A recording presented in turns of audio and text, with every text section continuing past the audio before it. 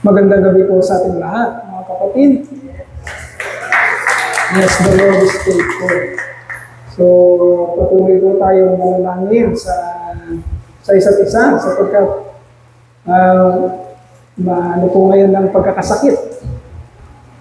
Yung paglilipat po ng panahon ay nagdudulot ng matinding pagkakasakit sa atin po.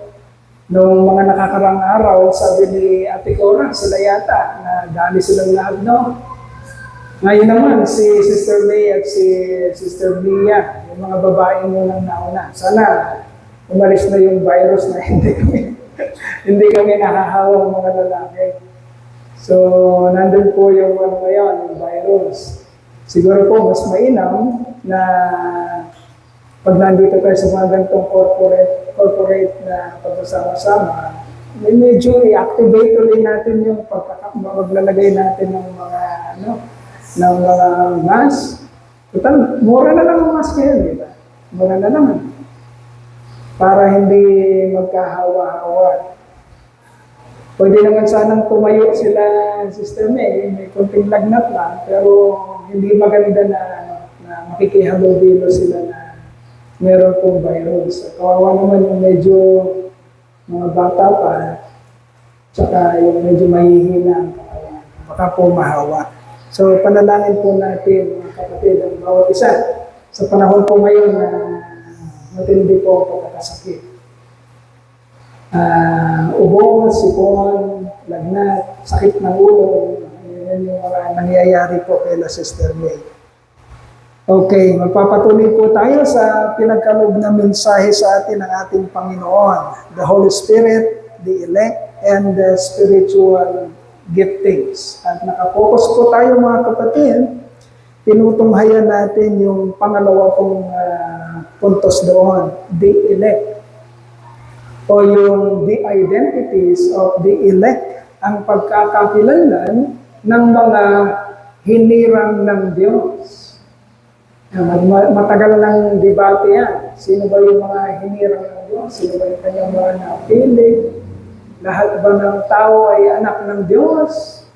Ayan. Lahat pa ng tao ay pwedeng mag-claim na sila ay anak ng Diyos? Sino lamang ba talaga yung mga tao na hinirang ng Diyos? Well, ang Biblia po mga kapatid, ang Biblia po ay naglululan or ano tawag sa gano'n?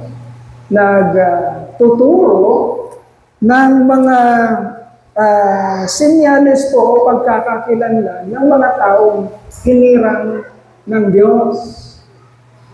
At mga kapatid, importante po yun para sa atin.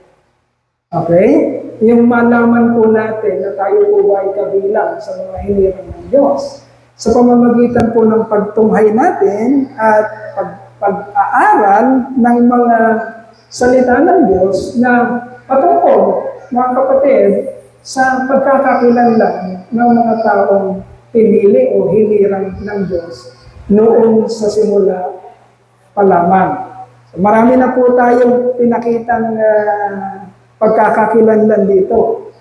Ang mga nakakaraan po natin pag-uusap, pag-aaral, at ngayon po ay tinuturo sa ating mga kapatid na kung ikaw ay isa sa mga hinirang ng Diyos, hindi ka po niya inihiwalay o in-isolate or kinonsecrate, separated sa karamihan para walang gawin. Hindi po ganun ang plano ng Diyos para sa kanyang mga hinirang. Namili po siya ng tao, naghirang siya ng tao para gamitin niya para sa kanyang kapurihan at kaluwalhatian. Ang Diyos po natin ay hindi nakikita. Espiritu po siya. Okay, sabi po ng Biblia, God is Spirit. And that's why we are worshiping Him truly in spirit and in truth. But then, nagpakita ang Diyos sa pamamagitan ng ikalawang persona ng Triune God. Nakita siya ang 2,000 taon na nakakaraan sa katauhan ng ating Panginoong si Jesucristo. At merong itinuro ang hindi lamang ang salita, kundi ang buhay ng isang Diyos na nakipamahay at nakipabuhay sa atin. 2,000 taon na ang nakakaraan. Okay? Pinakita niya at pinakilala niya kung sino at ano ang gusto mangyari, ang kalooban ng Diyos na hindi nakikita sa panahon ng Old Testament. Okay? So pag-aaralan kasi natin ngayon yung words of Christ na sinasabi dito. Iyon yung ating pang-12 at pang-13 responsibilidad bilang mga hinirang ng Diyos. But before that, isa-isain natin ulit para hindi natin nakakalimutan. Basahin lang natin. Para makita natin, marami pa na tayong responsibility. Hindi lamang pala tayo tutunganga bilang isang hinirang ng Diyos. Hindi lamang pala ganoon. Hindi lamang pala pupunta sa church, tutunganga, uuwi, at gagawin na naman kung ano yung mga nakasanayang gawin sa buhay. Meron pala tayong responsibilities. At napakarami na nang napag-aralan natin. 11 yan. Number 1, set your mind on things above.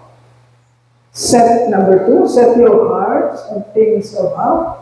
Number 3, put to death your earthly nature. Nabasa na lang natin kasi napag-aralan na natin. Like sexual immorality, impurity, lust, evil desires, greed. Number 4, rid yourself of anger, rage, malice, slander, filthy language from your lips. Number 5, do not lie to one another. Number 6, take off your old self with its practices. Number 7, put on the new self. Number 8, bear with each other and forgive as the Lord forgave you.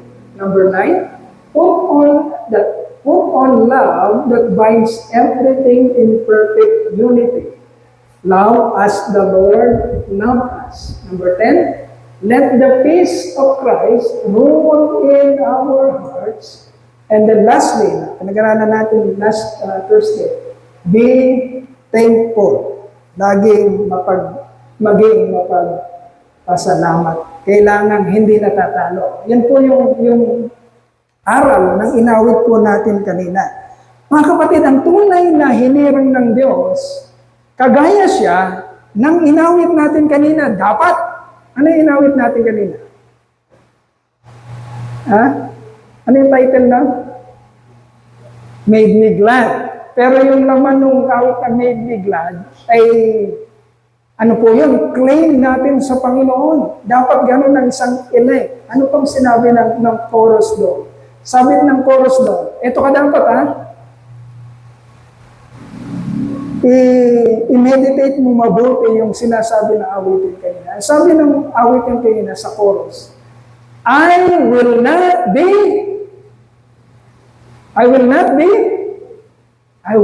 be moved.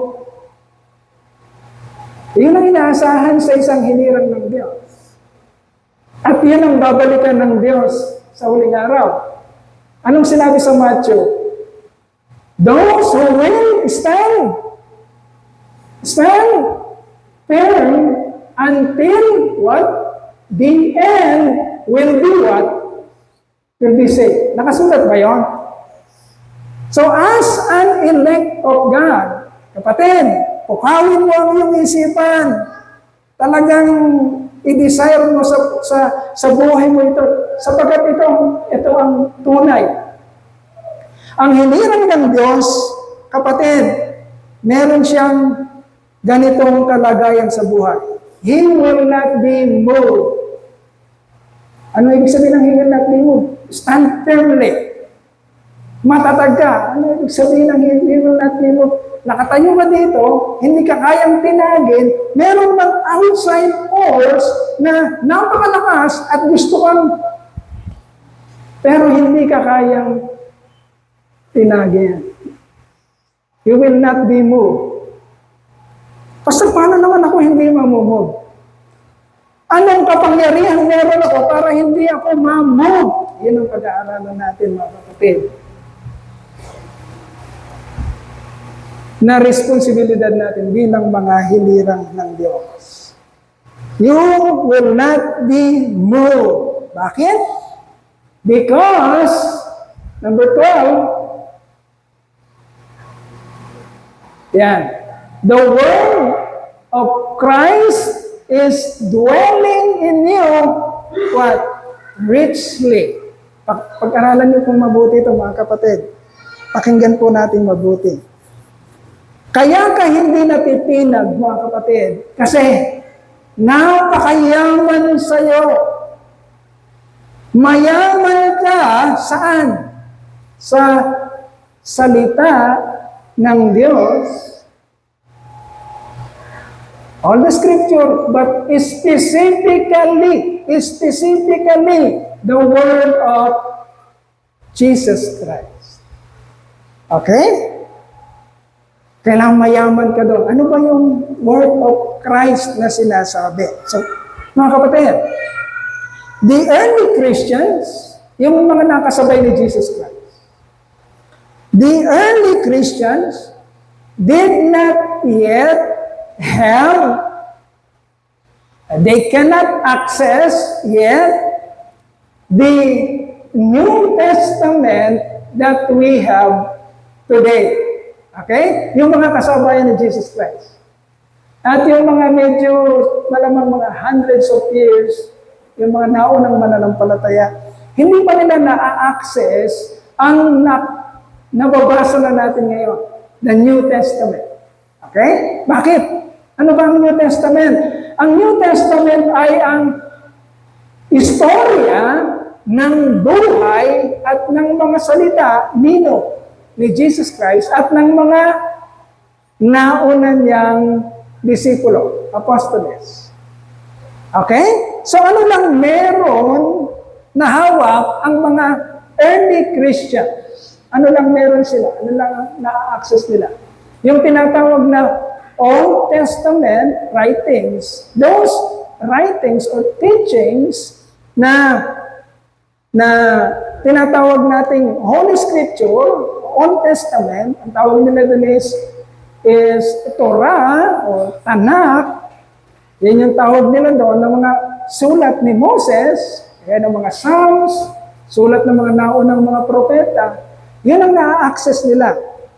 Wala pa silang New Testament na kagaya ng meron tayo.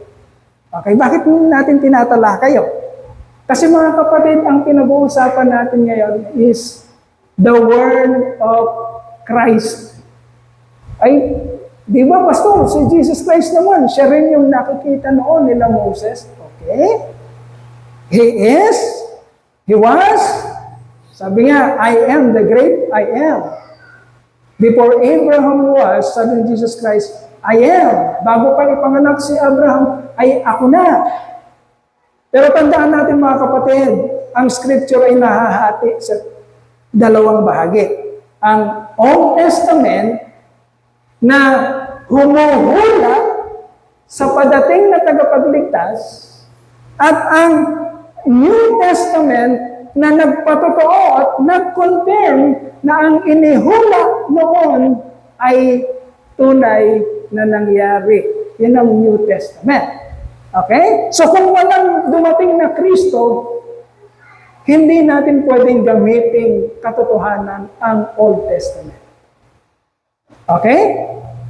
At kung walang Old Testament, hindi rin natin pwedeng gamitin katotohanan ang New Testament. Okay? Sapagkat ang Old Testament ang nagsabi beforehand kung ano ang mangyayari. Okay? Kung hindi sinabi noon pa kung ano ang mangyayari, si Jesucristo ay isa lamang biglang dumating at nag-claim na ako ito, ako ang Diyos. Paano mo mapuprove?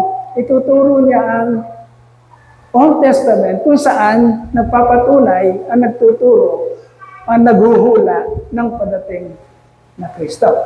Okay, now, ano yung sinasabing word of Christ.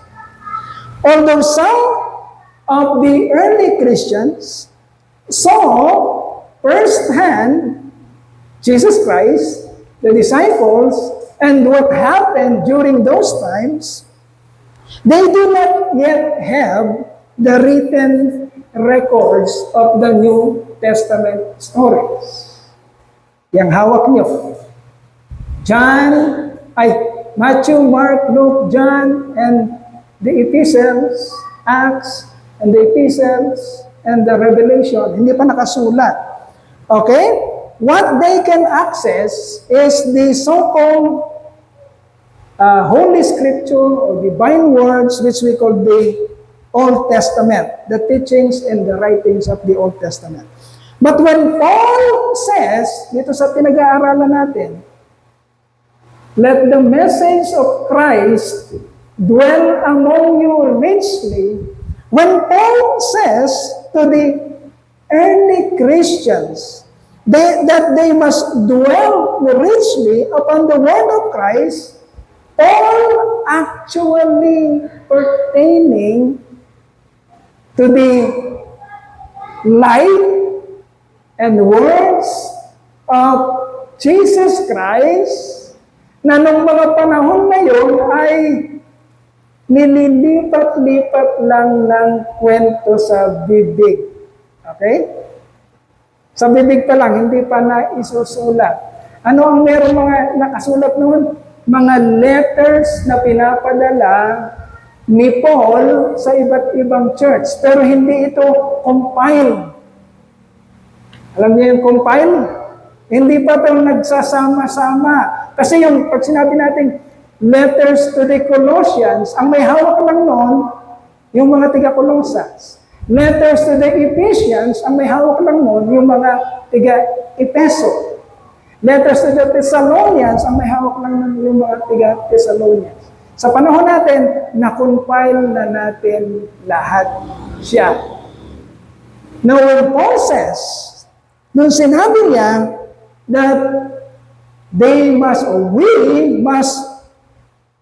dwell richly upon the word of Christ, he actually pertained to the gospel of Jesus Christ, which is the fulfillment or culmination of everything that has been said in the Old Testament. Okay? So we will understand, mga kapatid, the full knowledge of the Old Testament. Maunawaan lang natin siya ng mabuti. On the rich, we will understand the full knowledge of the Old Testament by dwelling on the rich wisdom available through the life, the teachings, and the words of our Lord Jesus Christ, which are being proclaimed hanggang sa panahon natin ngayon sa pamamagitan ng New Testament. Sana nasusundan natin mga kapatid. Okay? Bakit importante na naunawaan natin ang gospel? Anong gospel sa Tagalog? Mabuting balita. Yan ang gospel. Yan ang pinipertain ni Apostol Pablo na dapat malalim ka dyan. Dapat well-versed ka dyan. Dapat naiintindihan mo yan. Sapagkat ang gospel ang susi sa nakatagong karunungan na sinabi sa Old Testament. Maiintindihan mo ang buong Biblia, kapatid, sa pamamagitan ng pagkaunawa mo ng gospel. Okay? O ng mabuting balita ng Panginoong Hesukristo. Kaya naman, laging sinasabi na ng mga apostol na tayo ay dapat manatili sa mga turo ng mga apostol. Ano ang nag-iisang tinuturo ng mga apostol? Ano? The gospel. of our Lord Jesus Christ. Sinabi yan sa, nakuha mo yung Acts chapter 2, verse 42, and Titus chapter 1, verse 9. Yan.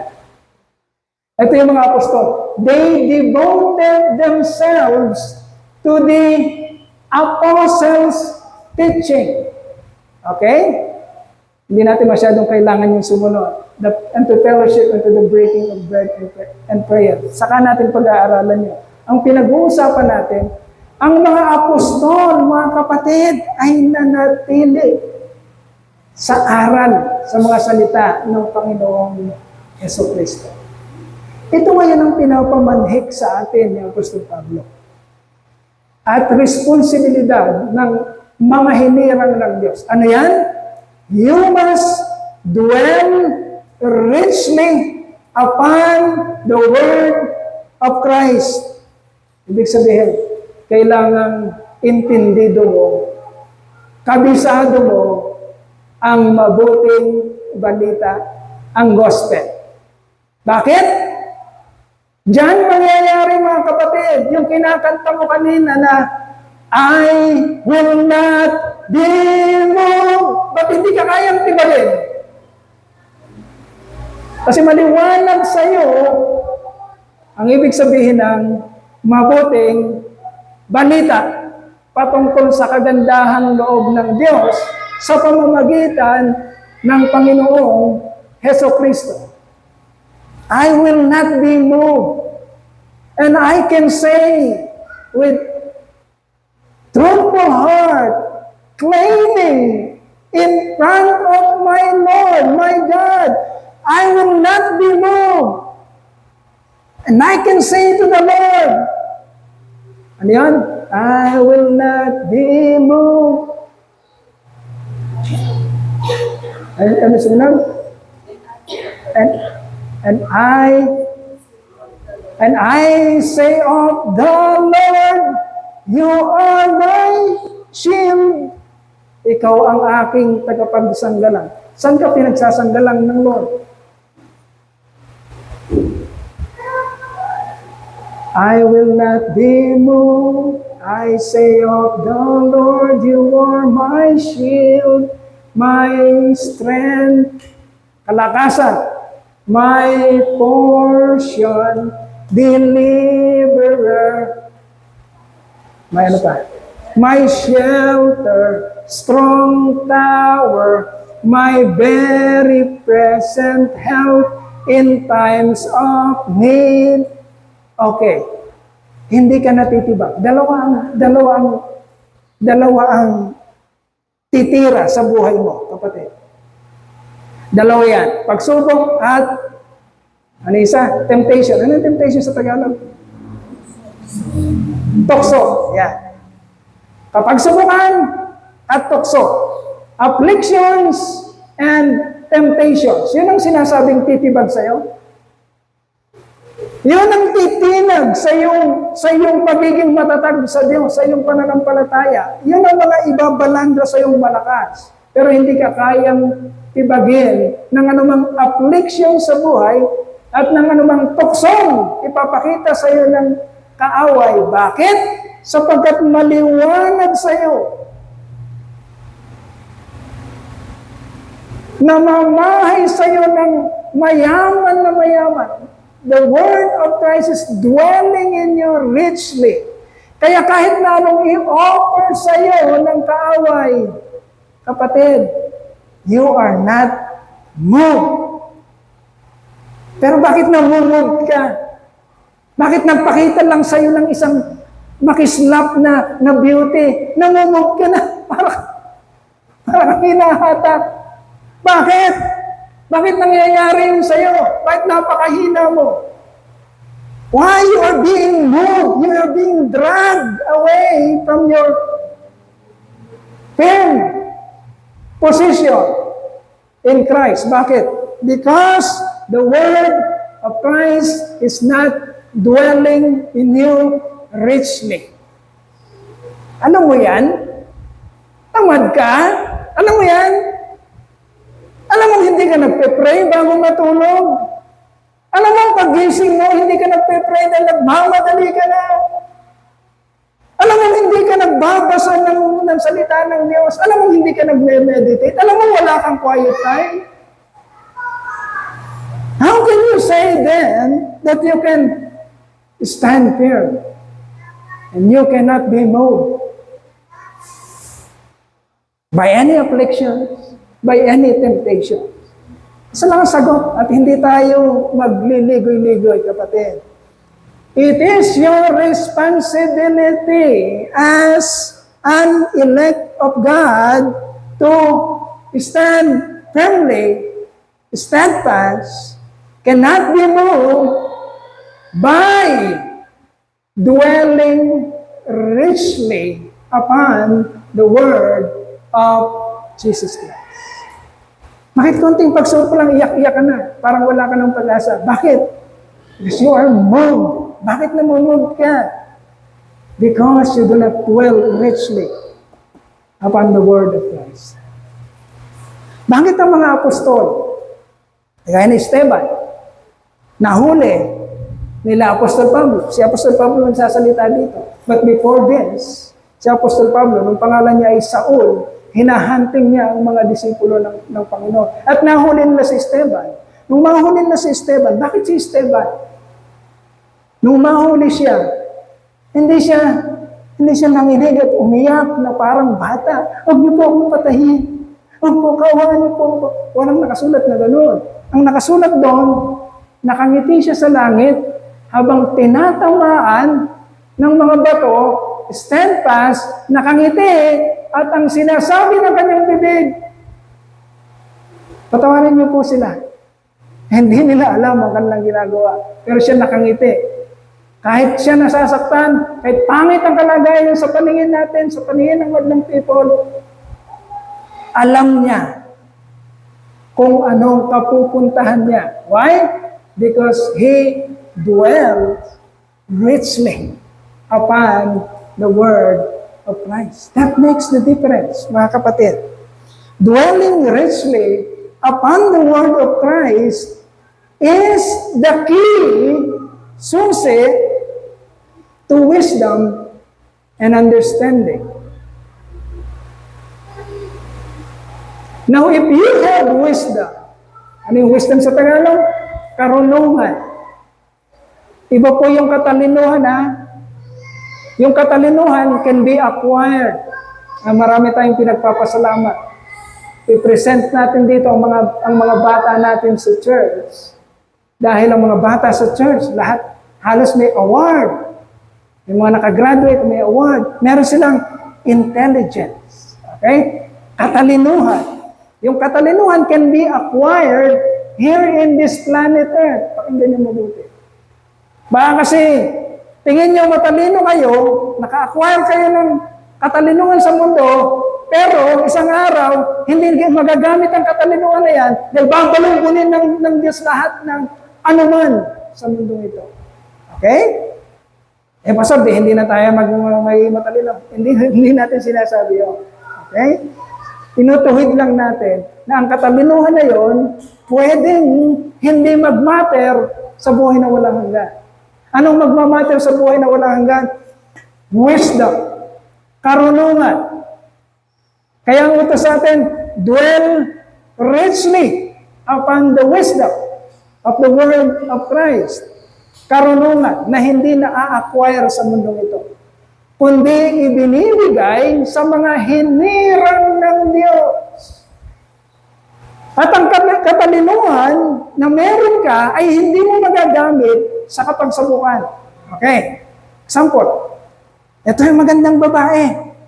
Magandang babae na tumutok sa sayo. Matalino ka sa math. Kakalkulahin mo ba? Matalino ka sa math, di ako maano nito. Kaya bang ng talino ng math na maano mo ang mapaglabanan mo, maging matatag ka sa temptation na darating? Hindi. Naiintindihan natin? Ano ang makapagpapatindig sa iyo ng matatag sa temptation? Yung karunungan na galing sa Diyos. Hindi mo ipinagpapalit ang meron ka na sa eternity, sa mga kakarampot na ino-offer sa iyo dito sa lupa. Okay?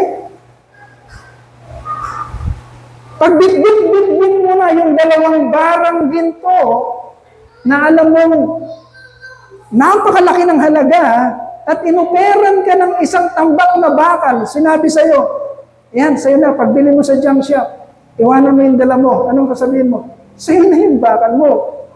Sa akin na itong ginto, malaking halaga nito. Yun ang ibig sabihin.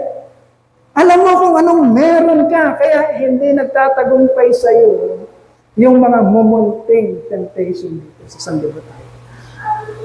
Okay?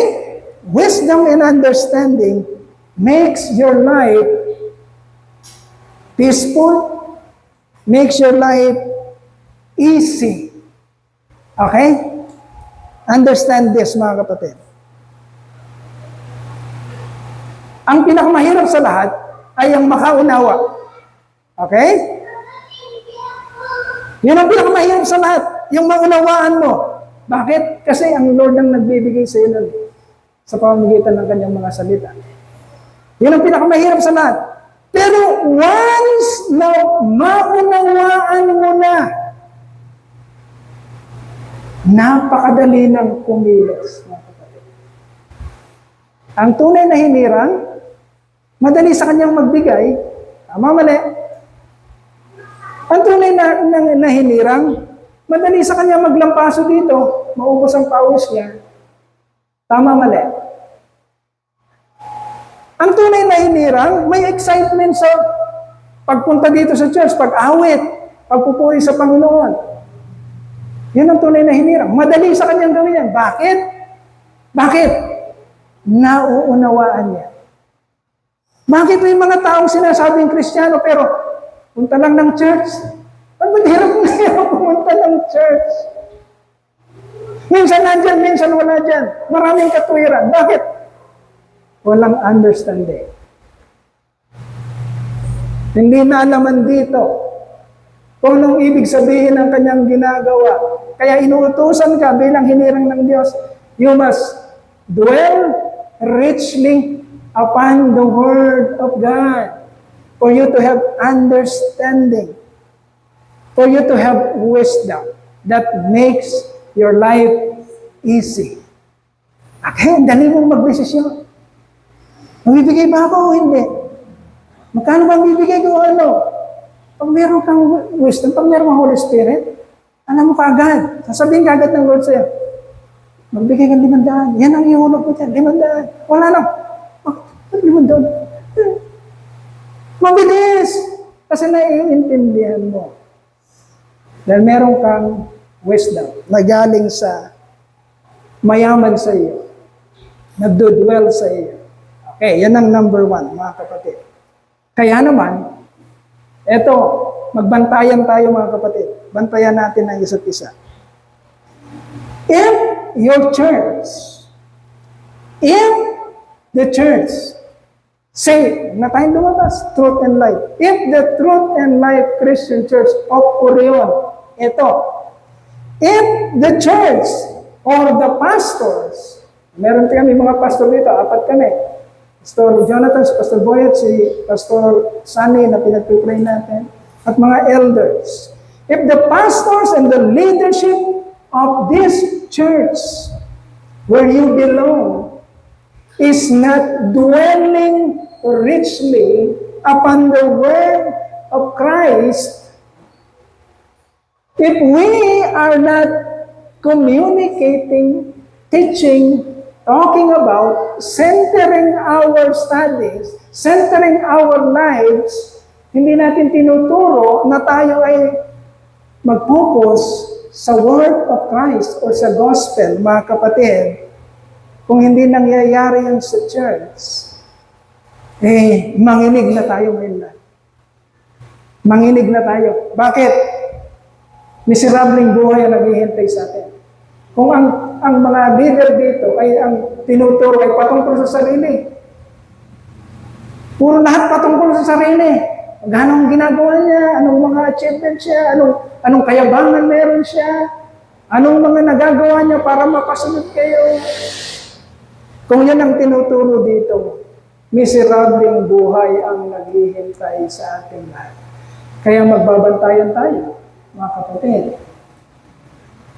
Tinuturo pa ba ni Pastor Don ang Word of God? Tinuturo pa ba ng mga pastor at ng mga elders at mga leaders natin ang Word of God? Or sinesentruhan nila, inaakit nila kayo papunta sa kanila, sa person na nagsasalita. Ang gusto nila, humanga kayo sa tao at hindi mabaling ang focus niyo sa Panginoon. Yung masentro kayo sa tao. Pag ganun ang church niyo at ang mga leaders niyo, mga kapatid, miserableng buhay ang naghihintay sa inyo. Kaya babantayan natin ang isa't isa. Hindi tayo nagpapakyut sa isa't isa. Hindi tayo nagpapahanga sa isa't isa.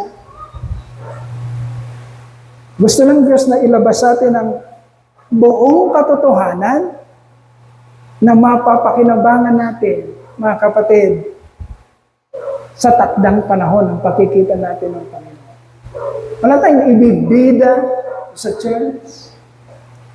Na sino mang tao na alam nating paray-pareho lang na makasalanan, ang ibinibida natin ay ang gospel o ang istorya ng buhay at mga salita na iniwan sa atin ng ating Panginoon. Okay, number 13. Number 13. Number 13. Paramel. Oras na. Teach and admonish one another with all wisdom. Yan kasi yung kasunod nun eh. Okay? Kapag tayo ay nag-dwell sa salita ng Panginoon, ang susunod na responsibility na gagawin sa iyo ng Lord, pag pinuno ka na niya ng karunungan, pinuno ka ng wisdom, merong susunod na iuutos sa iyong Lord. Anong susunod na iuutos? You must teach and admonish one another with all wisdom na inimbak sa iyo ng Panginoon. Hindi kanya tinuruan, hindi kanya pinalago, hindi kanya binigyan ng karunungan for your self-consumption only. Ayoko nga turuan si Sister Yuli. Baka malaman niya yung mga sikreto ko. Hindi ko tuturo sa kanya yung tawag dito, magbibigay sa kanya ng buhay na ganap at kasiyasiya. Sa akin lang to. Hindi ganun ang plano ng Diyos. Bakit tayo tinuturuan? Ang plano ng Diyos, mga kapatid, kapag pinuno ka niya ng karunungan, pinayaman ka niya ng karunungan, ang susunod niyang gagawin ay responsibilidad ay ituro. Teach and admonish one another with all wisdom. Okay? Remember this. No word of God, no wisdom. Okay? Sisimplihan natin yung mga usap. Tandaan natin, anong ginagawa mo sa buhay mo? Feeling mo, successful ka? Yun ang feeling mo? Tandaan mo, kapatid, no word of God, no wisdom. No matter how we justify our life's situation, no matter how good we look at it with our own perspectives, with our own assessment, yung tingin natin, wow, mas marami yata akong pera kaya sa kanila. Mas maganda yata ang trabaho ko kaya sa kanila. Aba, mas nire-respeto yata ako ng madlang people kaysa sa kanila. No matter how you look at it. If you do not have the Word of God, you have no wisdom. You may be intelligent, but you have no wisdom. You are not wise. Tandaan niyan, mga kapatid. Pwedeng matalino ka, dahil na-acquire mo ang karunungan ng sanlibutan na isang araw ay susunugin ng lahat ng Lord. Sa heaven, hindi sasabihin ng Lord sa'yo, forgive me, sasabihin natin lahat to. Sa heaven, hindi sasabihin ng Lord sa'yo, ano nga ba yung batas sa So, sa pag-aasawa, pag nagkaganito, ano nga ba? Nasaan ba yung mga lawyer dyan? Walang gano'n. Sa heaven walang sumasakit. Sabi ni Jesus Christ, aray ko, sakit na tiyan ko. Sino bang mga doktor dyan? Walang gano'n. Meron bang gano'n sa heaven? Sabi lang, walang iyak, walang lungkot, wala lahat ng nararanasan nating negative dito. Sa heaven, walang, kunyari mo, may bahay sa heaven, bumagsak yung kisame. Ba't bumagsak yun? Sino bang mga engineer dito? Walang gano'n. Okay? Yung katalinuhan natin dito, na na-acquire natin dito sa lupa, ay hindi natin pwedeng ipamalit sa karunungan na binibigay sa atin ng Lord, na magmamatter sa eternity, sa buhay na walang hanggan. Okay? If you are not living, you are not abiding by the Word of God, kapatid, you are living a life that will only lead to destruction, to misery, to condemnation. Kahit na gandang-ganda ka sa nangyayari sa buhay mo, if you do not have the Word of God, you have no wisdom. Yan ang katotohanan. Okay? So magtitiwala ka sa Diyos. Talagang sa Kanya mo isasalalay. Think about this. Bakit kailangan natin ng Diyos? Kailangan natin ng wisdom galing sa Diyos. Think about this. If God is your Creator, and if God is your Maker, listen very carefully, kung ang Diyos ang gumawa sa iyo, for example, mag-illustrate tayo, kung ang Diyos ang Maker, kung ang Diyos ang Creator, parang ganito, kung ang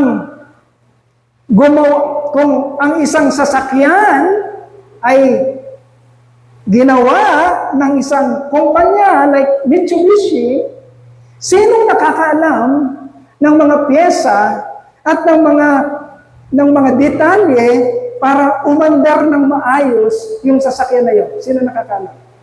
Si Mitsubishi. Kabisado niya lahat ng pyesa. Pag hindi umandar, may problema itong ganito. Kailangan ilagay niyo yan para umandar yan.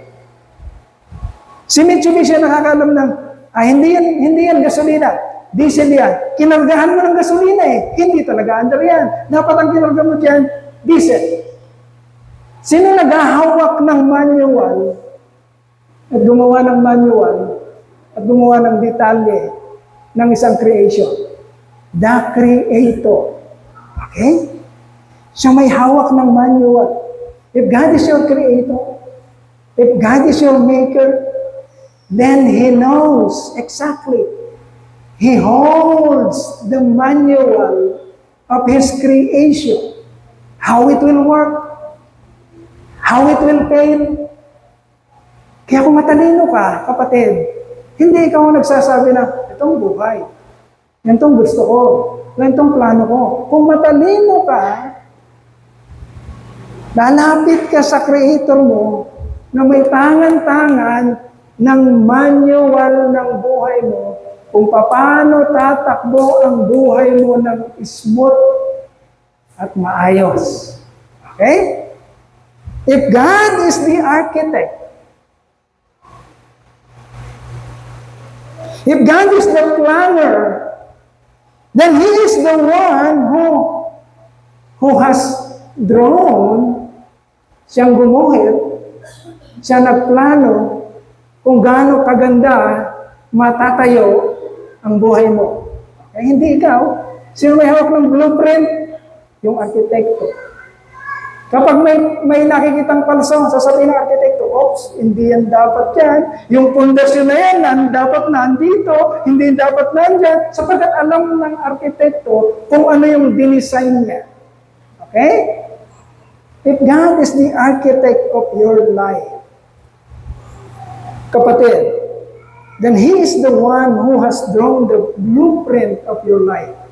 How it must be built to stand against the most destructive intensity of afflictions, of temptations na darating sa'yo. Alam ng Lord kung gaano katatag ang ilalagay niyang pundasyon para maghampas ng kapagsubukan sa buhay mo. Kapag tinatag ka ng Lord, dahil siyang nagplano ng buhay mo, hindi ka matitibag. You are built upon the rock. You are not built upon the sand. You are built upon the rock. Because He is the architect and the planner of your life. Okay? So, hindi lang natin, kapatid, responsibilidad ang kalkalin ng katotohanan at pag-aralan ng kanyang mga salita. Hindi lang yun, kundi once na naintindihan natin, once na naunawa natin, hayaan natin ang buhay na ito at ang bibig na ito ay kasangkapanin ng Diyos para madamay sa karunungan ang mga hindi pa nakakakita nito. Not consulting. Akala mo bira ka ng bira. Akala mo okay ka na, lamang ka na sa karamihan. But not consulting. Not repairing to the manual or to the blueprint of your life which God holds is the biggest mistake that you will make, that you could make, that will lead you to a life of misery. Kapag hindi mo kinonsulta ang Diyos, at nawalan ka ng panahon sa Word of God, wala kang magiging wisdom. Akala mo maganda, sway-sway ka, pag-strike ng kapagsubukan, pag-strike ng temptation, at napahinuhod ka, isang araw, miserable ang buhay mo. Kahit sino ka pa, kahit si President Marcos ka pa, kahit si President Biden ka pa, kahit sino ka mang sikat ka, kapag hindi mo kinonsulta ang salita ng Diyos, mauuwi ang buhay mo sa miserableng buhay. Makinig kang mabuti, kapatid. It's time for you to see and do the obligations, the responsibilities that God puts in your life as an elect bilang isang hinirang niya. Napakadami na ito. Meron pang dalawang natitira sa susunod natin pag-uusapan. Kapatid, it is your responsibility to let the Word of Christ dwell richly in your life. And if it is dwelling, bumabanong na ang Word na yun, it is also your responsibility to teach and admonish one another with all wisdom. Palakpakan po natin ang Panginoon. Pasalamatan po natin siya. Okay, life's question. Life's question. Yan. Anong pag-uusapan natin, mga kapatid? Can you confidently say that you are a diligent student of the Word of God?